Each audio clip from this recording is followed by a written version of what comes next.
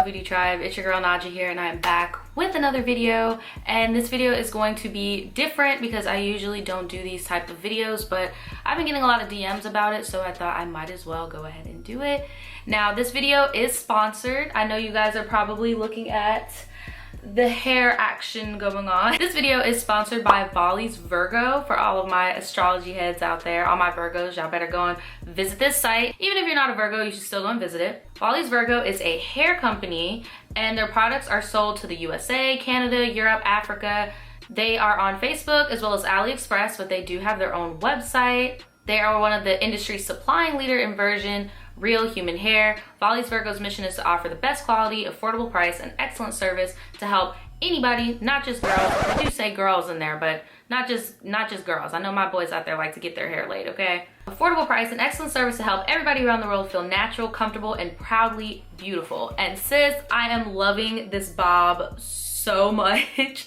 Like, it's giving me Tiana Taylor wet vibes, and like that is the look that I was going for. I usually get long hair. I used to be like, oh, I want to get short hair. I don't really like wearing long hair. And then I started experimenting with long hair, and then I just got really comfortable wearing long hair. So I was like, you know what, let me go back and get a nice bob, because Volysvirgo's bobs are bomb.com, okay? And this is the bob that I am wearing. The links will be in the description below. I did go ahead and use the hair paint wax on the ends, so that is how I got the color. I did not bleach this hair. And this is a closure, by the way. It's not a frontal, so you can't really like do half up, half downs and stuff like that, but it is really nice if you just want to throw on a nice wig. I do recommend their wigs for beginners, only because, especially, I'm not sure how their frontals are, but like just their closures is what I have. They already pre-pluck it for you, so it just looks super nice, super natural, not overdone. And I know some people, when they get their first wigs, they might overpluck. I know I've had wigs for a while and I overpluck by accident sometimes, so this is really good for a beginner wig.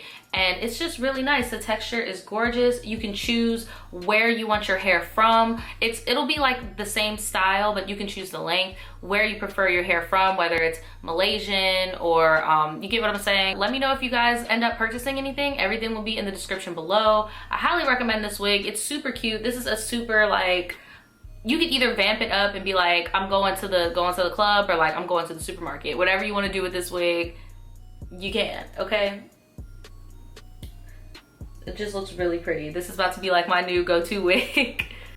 This video is going to be about basically how to get out of that victim mentality, how to not be Captain Save-A-Ho to every freaking body. I like to call it the Messiah complex, or having like a savior complex, where it's like, if you have ever caught yourself saying, my toxic trait is that my heart is too big, or that I'm too nice to people, or anything like that, this video is for you, because that is not a toxic trait. That is just something you need to fucking work on, okay? So if you guys want any confidence tips, or if you have this problem and you want to figure out how to get over this hump, please go ahead and keep watching this video. Give this video a big thumbs up. And yeah, if you guys want any more like girl talk videos, or like advice talks, more tribe talks, please let me know what topics you would like in the comments, and we can do videos on them. So my thing is, why I wanted to talk about this is because I used to be one of those same people. And like, when I was retelling my story about my whole truth situation, on why me and Daniel had to move, I realized, like, I kind of went back mentally to the part of like my ex-roommate situation, and like why I even let Daniel move in so soon, and like why I spent all this money on my roommate, even though she was talking trash about me behind my back and like was doing all this stuff to me. And I remember back then, when all that was going on, that in my brain I was like, why is this happening to me when I'm doing all of this for these people? Like for example, my friends that, and if you have not seen that story time, you're not gonna know what I'm talking about. So I highly suggest that you go and watch that story time. If you haven't, it's long though, so pick a nice time in the day to look at it. But I remember at that time just being like, I'm doing all these nice things for people, and the same people that I'm doing nice things for, they're still shitting on me. Like, they don't have, and at first I was just like, they don't have loyalty towards me, and they should have loyalty towards me, like guaranteed loyalty towards me, because I did all this stuff for them. And if you have any of those thoughts, this is your video. The biggest thing in life that you need to learn is that kindness is not a weakness. Kindness is not a weakness. You will never get any type of stipulations in life from being kind to the right person or towards the right cause. Like, if you could be a kind person and still not get walked all over, and there has to be that balance. And when you are a kind person to the wrong person and you don't get the kindness reciprocated, that's nobody's fault but your own, because you cannot give your kindness to everybody. And I don't mean like if somebody says hey to you on the street, don't say hey back. I mean like if a friend of yours, you need to resolve all the dynamics. If a friend of yours comes up to you and is asking you for stuff and they have a reputation of not giving to others, and it's something really major that could affect you in the long run, maybe it's not in your best decision to give them that thing. You get what I'm saying? Like, for example, if you do something for somebody, do not expect shit back. That has always been my rule of thumb. Like, if somebody asks me for money who is like, I don't know, maybe my family member or like my brother or something like that, I never set myself up to feel like, oh my God, I did this for them and they didn't do that for me. Like, I don't ever ask for shit back. If I'm loaning you $5, I'm not gonna hound your ass over that $5 fucking dollars, because obviously you were $5 poorer yesterday. So if you're $5 richer tomorrow, like, you still don't have $5 to your name if you pay me back the $5, and you're gonna need the $5 again. Like, so it's just like little things like that. Like, I don't expect shit back. Like, you cannot expect shit back all the time. So another thing that the people who have the savior complex do, which I also used to do, is we would take on other people's problems and feel responsible for whatever fucking reason. And again, guys, like, I like to call it like the savior complex or the messiah complex, but this is not anything that is diagnosable or any, like, it's not a mental illness, it's not anything like that. Like, it's not like, maybe it's like a personality trait, but it's nothing like medical. I'm not trying to diagnose anybody or diagnose myself. I'm just saying, like, there's just certain personality patterns that I noticed that I had to nip in the ass, and I noticed other people have them too. And I would always have to tell them, like, hey, this probably isn't the best move for you. Like, you know that Joe Schmo stole from Becky Larry, and now Joe Schmo, he may not have stolen from you before, but Joe Schmo is very low on his luck right now. You might not want to do it, like stuff like that. So I wanted to make this video. One thing that a lot of people with this will do is they will take on other people's problems as if it is their own. You will get overwhelmed about those problems as if it's your own, to the point where the persons whose problems it really is, they are not even worried about it, because you're taking on all of that energy and all of that emotional stress and all of that baggage, because now the responsibility is onto you. But the difference is when people ask you to take on the responsibility and when you do it on yourself. When you take on the responsibility for yourself, then that person who you're doing that for is like, well, I mean, they want to do it. Like, I mean, shit, what's the point of me trying? They want to do it for themselves. Like, you get what I'm saying? And that has to stop. That does nothing but hurt you in the end. If that person is not your child, I don't give a fuck. Don't do that shit for anybody if they would not do that shit for you.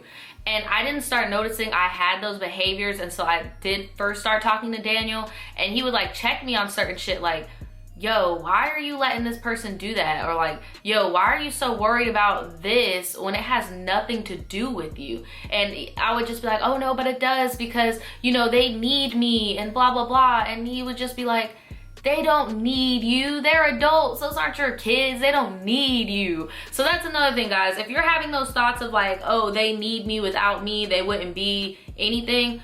Well, with you, they're never gonna be shit, because they will never learn for themselves how to operate in this world, okay?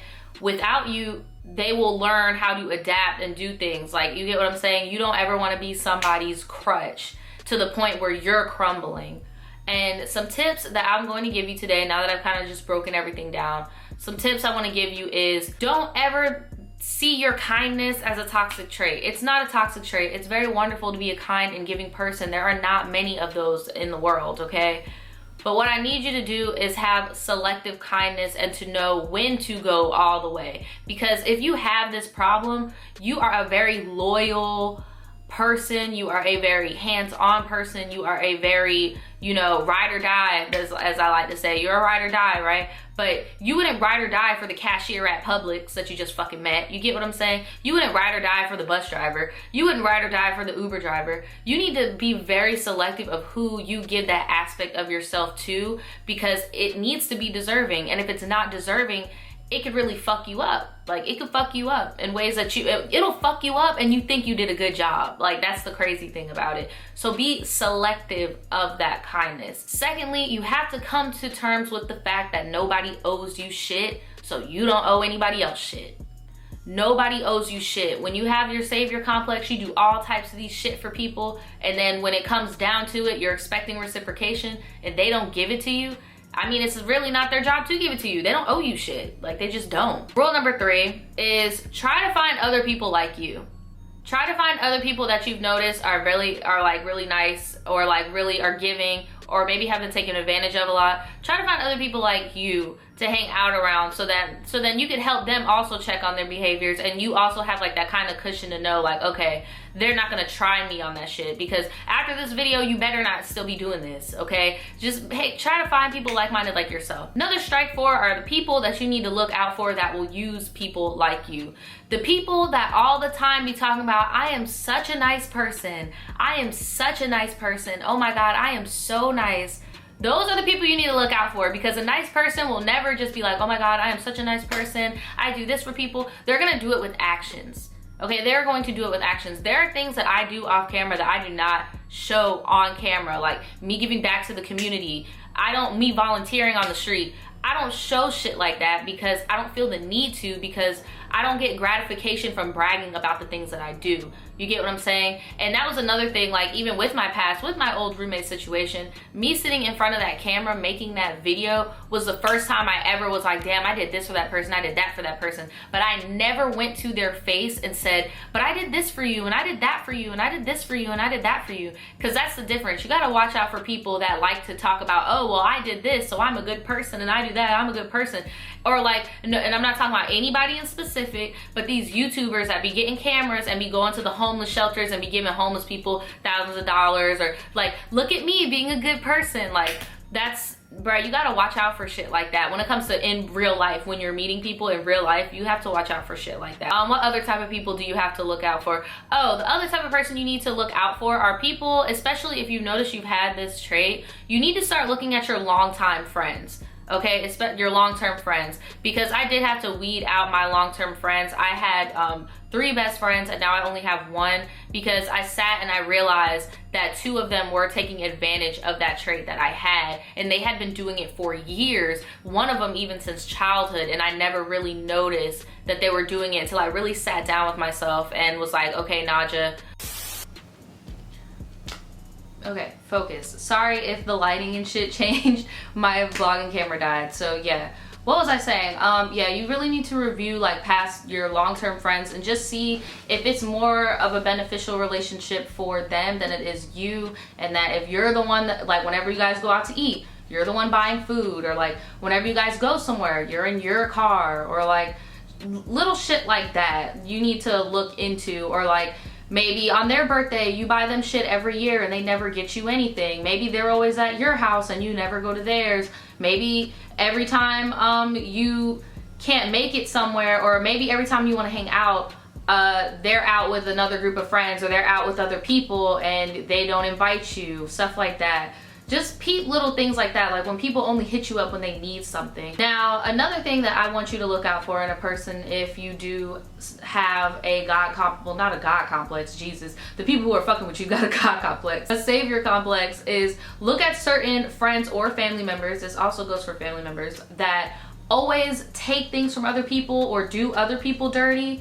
And because of your relationship with that said friend or family member, you feel like it could never happen to you. It can. It can. I'm not sure when it will.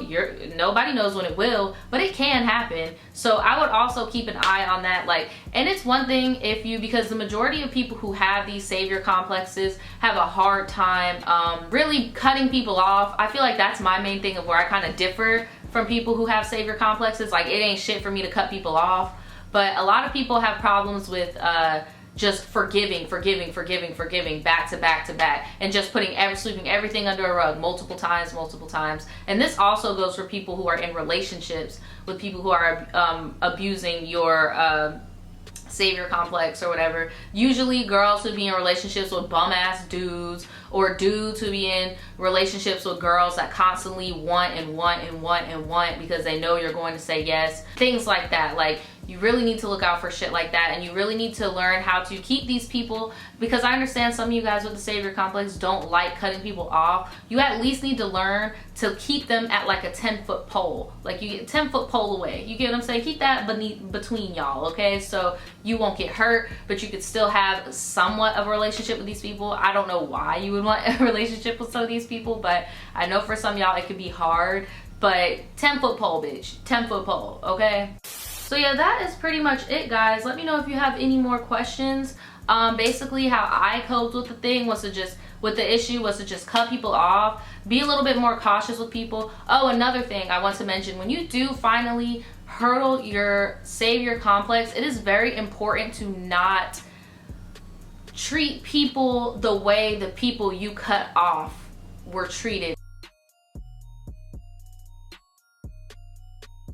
In the sense where, like, because this is something I had to learn, and I had to learn this recently because I had cut everybody off maybe like 3 years ago, and then for a year, maybe a year and a half, I spent time by myself, and that really helped me so that I could figure out who I was, and like figure out who I was as an adult rather, and move on from pain and forgive people over time instead of doing the same old, you know, oh yeah, we just had a fight on Tuesday, but it's Saturday, I forgive you. Fuck all those names you called me, and fuck all those things you said about me, like, we're cool now. I literally, it took me a year and a half to forgive those people in my past, and even then, I still didn't hit them up and let them know, hey, I forgive you. Some people hit me up and said, hey, forgive me, and I let them know I forgave you a long time ago. I don't have any problem with you, but we can't hang out. Like, we could be cordial if it comes to you hitting me up and you're like, you get what I'm saying? Oh, and that's another thing. Oh my God. The people who be like, I don't give a fuck what we went through. You can hit me up if you're in a bad spot. No, because that's how they suck you back in. Don't do it. I was just about to say that shit too. Like, whenever somebody will hit me up, like, I did have somebody from my past hit me up, and they were basically in a hard spot about where their living situation and stuff like that, and I could see where the conversation was going because they were one of the people that knew of my ex-roommate situation, one of the dudes that was like, you know, there all the time and shit, and they knew how I was with that savior complex, and they were talking to me about places to live and that they didn't know what they were gonna do, and I was just sitting on the phone listening to you, like, because I had, but old me would have been like, oh my God, yes, keep me up to date, call me tomorrow, let me know what's going on, like, what do you need me to do for you, blah blah blah. But the current Naja, when he called me, I was just like, oh shit, bro, that's horrible. Here are some things that you can do that I would do if I was in your situation. Like, you get what I'm saying? But if you are not at that point yet, there is no hit me up when you need blah blah. Nah, fuck that. No ma'am, no sir. Like, no. In my get out voice, no. So yeah, that's pretty much it, guys. Let me know if you have any more questions. I feel like I've really touched all the bases, like, of anything else you need to know. Let me know in the comments below. Let me know what other tribe talks you would like to see. I want to do more tribe talks on this channel just so, like, you know, we can have more one-on-ones and stuff like that. So yeah, that's pretty much it, and I will see you guys next time. Bye.